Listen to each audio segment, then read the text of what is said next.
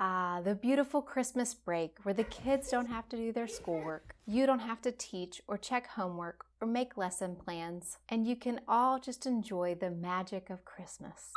I really do love Christmas break. I just have yet to master that pre-Christmas prep and usually feel like a chicken with its head cut off until about 1 a.m. Christmas morning when that last wrapped present is nestled under the tree. And then I'm golden. But of course, at some point, we have to make a game plan for the new year. And of course, we all want a great start to the new year, right? So today I'm sharing 6 tips on how to ease back into homeschool after Christmas break. Even if you've already started back, there are still some great nuggets in here that you can implement even after you've started to help the rest of the year go smoother. So keep watching. Hi friends, welcome back. Thanks for joining me here today. If you're new here, my name is Sarah and I'm a homeschooling mom to 4. My kids are between the ages of 8 and 1, and I'm just so excited to share some tips with you today that will hopefully be helpful to you and your homeschooling journey. Now, of course, Christmas break can be so refreshing for all of us, but our kids are pretty bummed when they have to start back to school. Aww. I mean, I am too.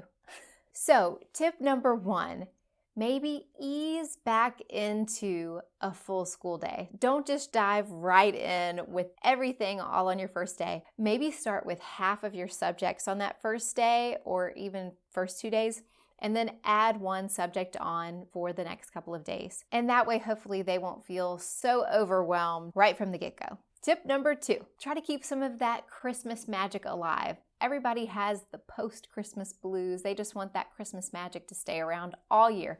So maybe you can take a mid-morning break and have hot cocoa together. You could even read to them while they're having their hot cocoa and knock out 2 birds with 1 stone. Or maybe you can use their Christmas candy as a little incentive for them. Set a timer when they're going to start an assignment and say, if you get it done before this timer goes off, you get to have a piece of your Christmas candy. Bribing is sometimes a necessity, right? Tip number 3, if you don't already have a behavior system in place, and you need one, this is a great time to implement something new like that. I highly recommend checking out this video, and I'll link to it below as well, about the system that we use. My husband came up with it and coined it the STAR system. It's nothing fancy or complicated. It's just a fun name for the kids. But it has been a huge game changer for our elementary aged kids. So definitely check out that video next. Tip number 4. Go ahead and schedule a few fun days here and there for the last few months of school, like a field trip or even just a day at home full of fun educational activities. We recently did a DIY escape room at home that was full of brain games, so I feel like that still is a great educational activity, and the kids loved it. They loved it.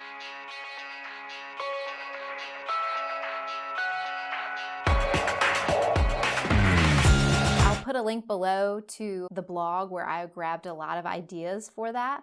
They've got this huge list of awesome activities for making your own escape room. Number 5, go ahead and put spring break on your calendar. Figure out when you're going to take that break, and that way your kids have that next big chunk of time off to look forward to. And start brainstorming with your spouse and your kids about what kind of fun things you guys want to do during that time off. That way everybody can be getting excited. The last but most important tip of all is for you mamas. Schedule time in your day to do the things that fill you up and set your mind right. And maybe you just pick one thing to actually put in your schedule that you make sure that you do every day. As a Christian, the number one thing that I need in my everyday is time with the Lord. And that's twofold. That's prayer and reading His Word. For something that is so important and vital in our spiritual, mental, and emotional health, we need to be sure that we are fitting that in every day and not just letting it fall by the wayside. Oh, I ran out of time today to do that.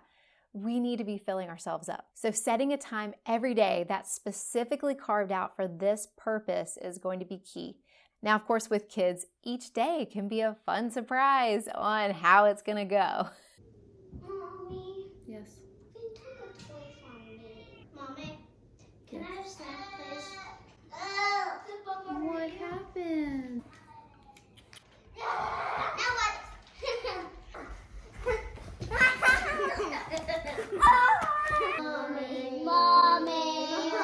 but we know the times that are less likely to be interrupted, and so those are the times that we should choose to schedule this activity. You may be thinking, but Sarah, I have no extra time. And if that's the case, we may have to create the space. And that may mean waking up a little bit earlier. Okay, I'm gonna admit, I really don't like that choice. But when I have done it, it's been really good. Maybe it means watching a little bit less TV at night, or spending a little bit less time watching YouTube or scrolling social media. Or if your kids still take naps or have quiet time in the afternoon, maybe you can use a chunk of that time for it. So that's my advice to you and to myself. Hopefully this will all be helpful for you and your kiddos to ease back into homeschool after the Christmas break and help the rest of the year go a little smoother. If you enjoyed this video, please give it a thumbs up, and please tell me in the comments below which number tips you're going to be implementing this year. If you want to hear more homeschooling tips, please consider hitting the subscribe button below so you don't miss another video. Until next time, Happy New Year!